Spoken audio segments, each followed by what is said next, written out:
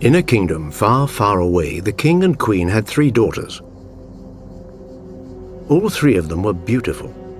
But while the charms of the eldest 2 drew praise, the beauty of the youngest was beyond words. Even the gods, when they met her, couldn't help but to compare her to the most sublime of goddesses, Aphrodite.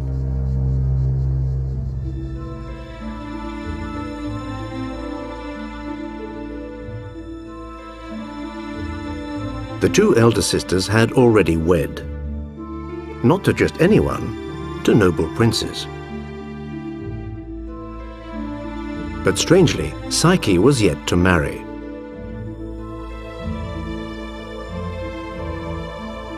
Suitors came to contemplate and admire her, but none had the courage to ask for her hand. It was said that the suitors were too overawed by her near-divine beauty.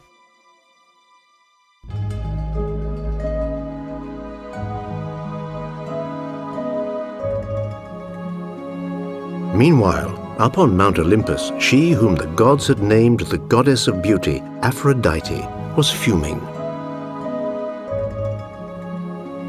She viewed this spectacle as an offense, as sacrilege. Down on earth, her admirers were ignoring her, believing they had found in Psyche a new divinity. So Aphrodite hatched a plot to quickly get rid of her rival.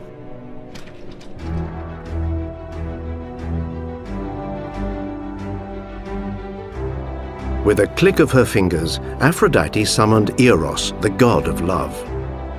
Eros was a god of lowly birth. He wasn't, like Aphrodite, Apollo, and Athena, one of the 12 Olympians.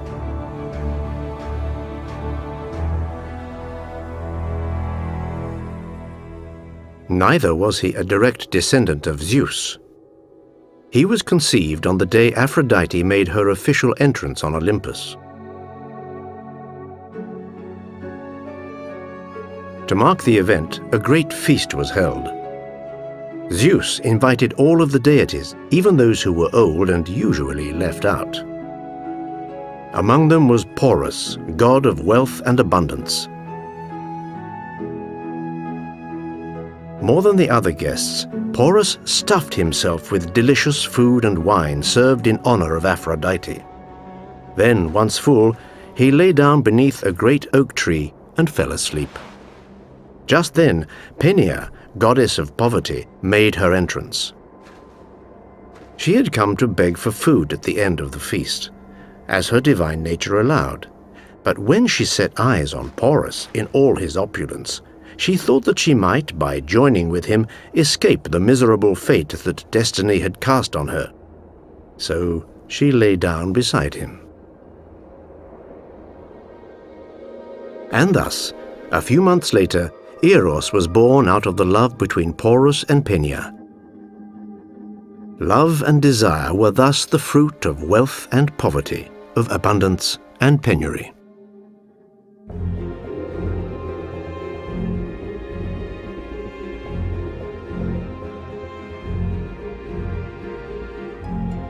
Aphrodite appointed Eros the messenger of love.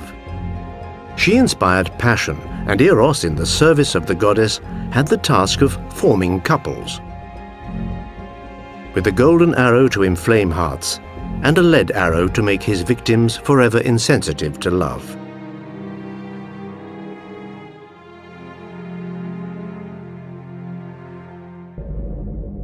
That morning, Aphrodite commissioned Eros to inspire in Psyche a hopeless, sickening, mad love for one of the ugliest, despicable mortals alive. A monster, she ordered, a hideous creature. Eros obeyed.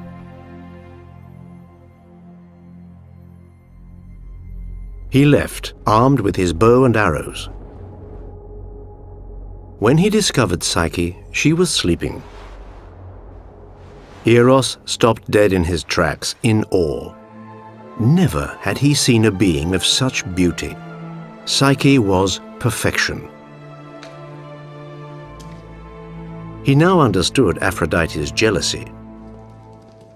In his stricken state, he tripped and fell, wounding himself with one of his arrows, the golden one.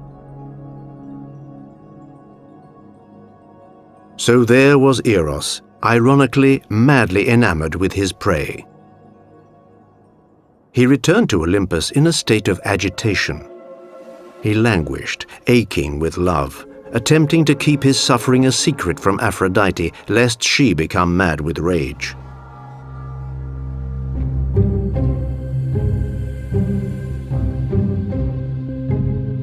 Meanwhile, Psyche was no better off. She was suffering too, but for a different reason. She was becoming more and more tearful as time passed and there was still no one in her life. In despair, her father visited the temple of Apollo at Delphi to consult the oracle. How could he find a husband for his youngest daughter?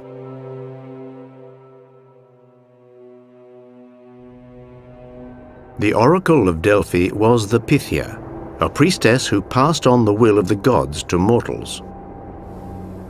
That day, a deity, or was it a certain goddess, uttered this terrifying reply to the Pythia. Psyche must be dressed as if for her wedding, then left on a hilltop where her future husband, a terrible monster, will come to claim her.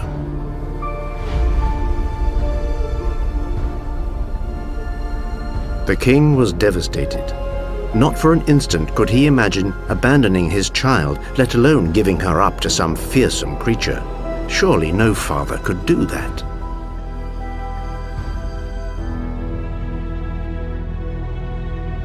And yet, knowing he could not disobey the will of the gods, he led his daughter in her wedding dress, but accompanied by a funereal cortege, to the top of a hill, and after a final kiss, her tearful parents returned to their palace.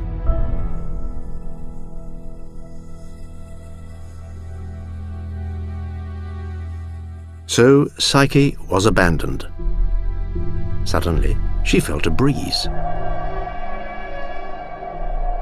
It lifted her from the ground, carried her gently into the air and through the clouds, before delicately posing her in a small valley on a carpet of green.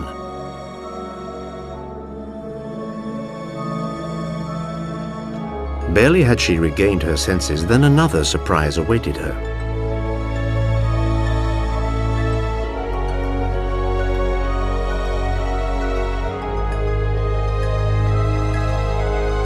There, before her eyes, stood a sublime palace in marble and gold, set in a garden full of magnificent trees.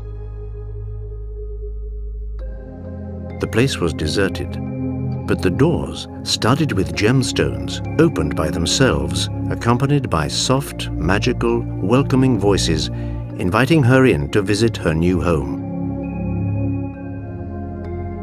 Strangely, Psyche felt no fear. She began visiting the palace, going from surprise to surprise, wonder to wonder. That night, still in a state of awe, she reached a sumptuous bedroom, clearly meant for her. She climbed into bed and immediately fell asleep. Suddenly, in the middle of the night, she sensed a presence. Someone was treading in the darkness. It had to be the monster prophesied by the oracle. Seized with panic, Psyche threw off the sheets, ready to flee. Then came a voice which, in a reassuring tone, whispered, "Fear not.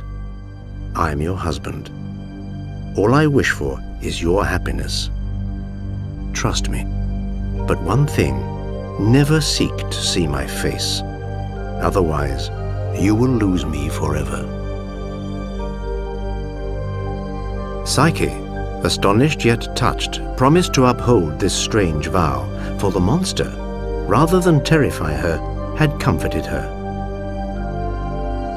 The shadow slid into her bed, took her in his arms, and covered her with soft kisses. Overwhelmed, Psyche gave in to love.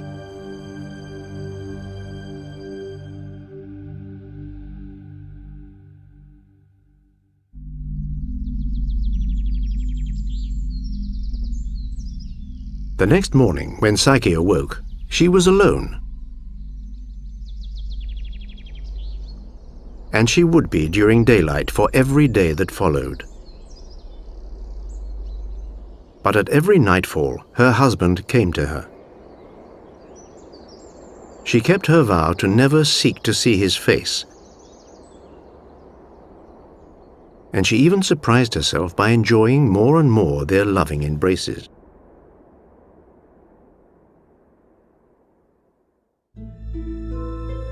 But time passed, and questions began to torment her.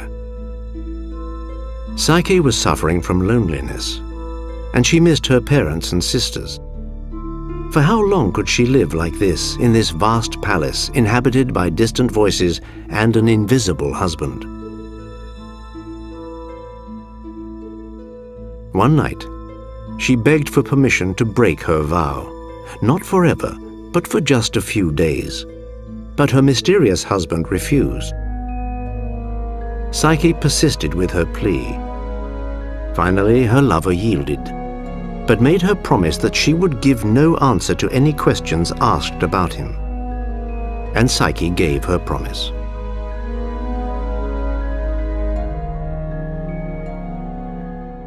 A sudden breeze wafted her back to the hilltop where she had been left, just a stone's throw from her family home.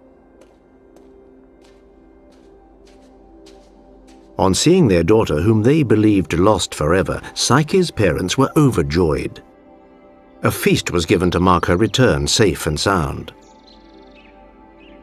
Her sisters were also delighted.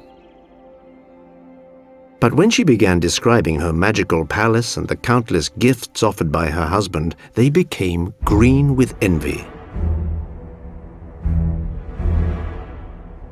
With one treacherous question after another, the sisters finally have Psyche admit the truth. No, she has never seen her husband's face. They begin to revel in their discovery. He must be frightful because he refuses to show himself. They tell Psyche about a terrifying serpent which can open its jaws like an abyss.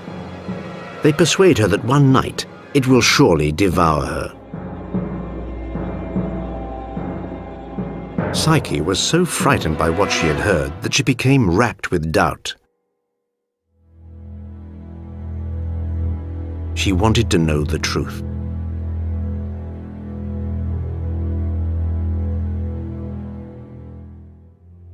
On returning to her palace, she awaited, like every night, her husband's visit. As per usual, he slid into the bed beside her. But this time, after their lovemaking, he dozed off. Psyche crept out of bed, lit a candle, and spread light onto her husband's face. And what a surprise! Before her slept the most handsome man anyone had ever set eyes on. But even more astonishing, this so-called monster was none other than the god Eros. Overawed, Psyche's hand began to tremble, and a drop of hot wax fell from the candle onto the sleeper's shoulder. He woke with a start. Their eyes met, and in a flash, furious at having been betrayed, he vanished, just as he had warned her.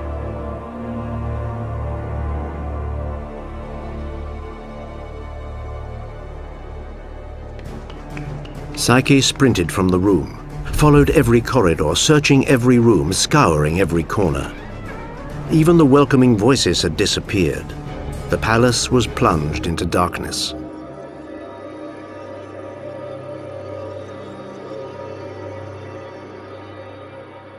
At daybreak, the despairing Psyche ran out into the open.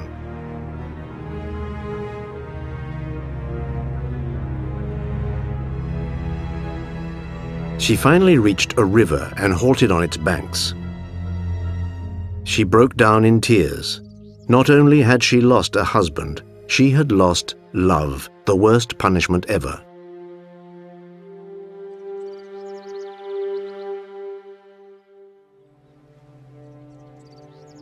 Exhausted, Psyche decided enough was enough and flung herself into the fast-flowing waters. But barely a moment later, the compassionate river lifted her up and placed her gently on the bank.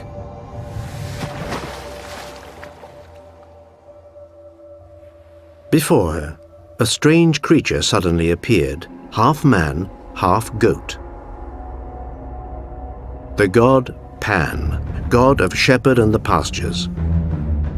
Pan usually liked to scare those who wandered into the woods, but for once, he felt for this young woman wholeheartedly.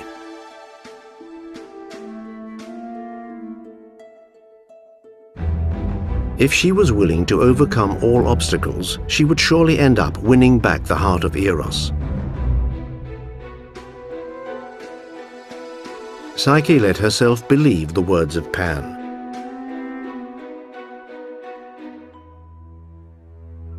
She continued on her quest, going from temple to temple and praying for the return of her love. But the gods were wary of Aphrodite's wrath.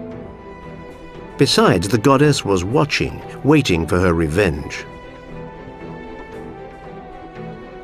Aphrodite still considered Psyche to be her rival. She loomed before her, finally face to face, the goddess and the mortal. Aphrodite declared to Psyche that from then on she would be her slave, and that she would be spared nothing. The goddess pointed to a rock at the top of a steep mountain. Close by was a spring from which brackish waters flowed down into the Styx, the river of the underworld. Aphrodite gave Psyche a small flask and the task of climbing to the spring, filling it with its water, and bringing it back to her. Psyche agreed. She started climbing the mountain. The summit seemed inaccessible. The rough, slippery rocks were peopled by ferocious dragons. All around her, voices rang out in warning, advising her to give up her quest. But she refused and continued on her way. In her mind were the words of the god Pan, willing her to overcome all obstacles if she wanted to win back the heart of Eros.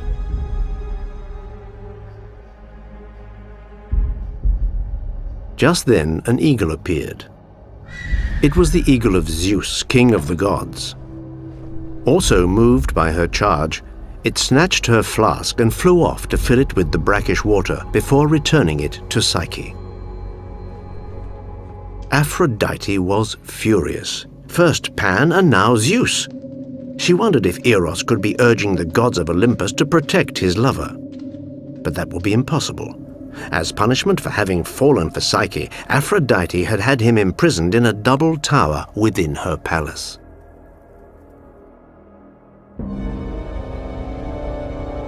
Aphrodite was even more enraged. She gave her rival a gilded box and ordered her to visit the underworld. Psyche faltered. The underworld, the shades of hell.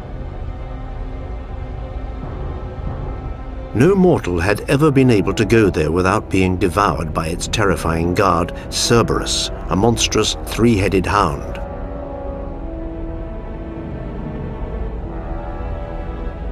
Reigning over the underworld was a redoubtable couple, Hades and his consort Persephone. And it was Persephone that Aphrodite had ordered Psyche to visit. She was supposed to give her the box and to tell her, "Aphrodite begs a little of your beauty."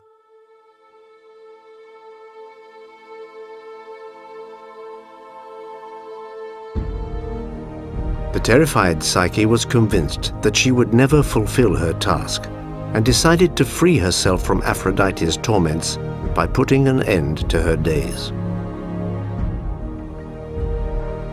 So she climbed to the top of a tower and was ready to fling herself off when suddenly the tower itself addressed her and persuaded her not to give up her life. The tower even told her how to accomplish her mission. To Cerberus, she should offer cakes soaked in drugged wine. To Charon, the ferryman, 2 coins for a return trip across the river Styx. But most importantly, concluded the tower, she must never open the box entrusted to her by Aphrodite, and must refuse any treat Persephone might offer her, because any mortal who tastes the food of the dead will be condemned to live in hell for eternity. Psyche acquiesced and descended into the abyss. As planned, she paid Charon his due and successfully tricked Cerberus. The path was clear. Soon, a vast room opened up before her. Seated on her throne next to Hades was Persephone, who bade her come hither. Psyche duly obliged. She handed her the box and delivered Aphrodite's message. Against all expectations, rather than punish the intruder, the queen of the underworld was flattered. She who had been thought the most beautiful of all goddesses now considered Persephone to be even more beautiful. In a flash, she blew into the box, leaving a part of her beauty, and handed it back to Psyche.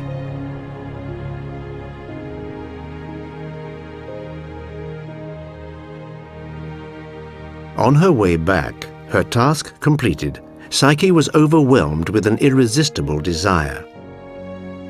What if Persephone's beauty were to enable her to win back the heart of her lost lover? She opened the gilded box and was suddenly overcome with dizziness.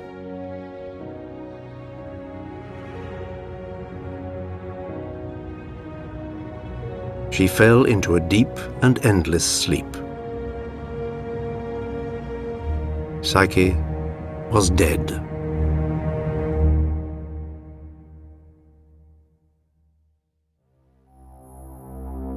Eros had seen everything and had to react. He escaped from Aphrodite's palace and scaled Mount Olympus to plead with Zeus. He knelt before the king of the gods and beseeched his forgiveness. Yes, he had disobeyed Aphrodite by succumbing to the mortal charms of the goddess's rival. But Psyche, he said, had suffered enough. Eros believed she was highly deserving of immortality, and he would wed her according to divine order.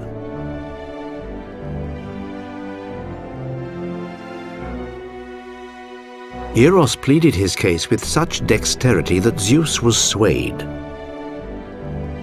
He forgave Eros and agreed to greet Psyche as an immortal on Olympus.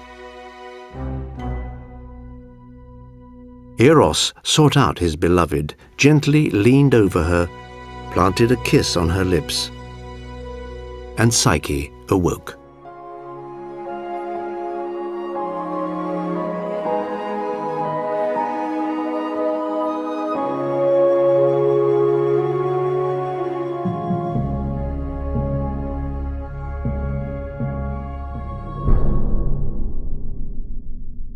Eros lifted her up and carried her to the home of the gods, where Zeus greeted her as promised.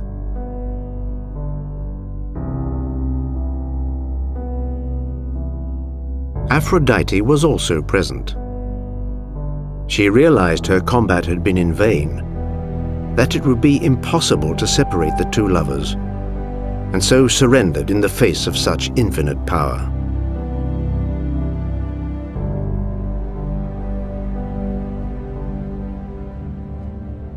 Then, in the presence of all the gathered deities, Psyche was invited to drink ambrosia, the nectar of the gods.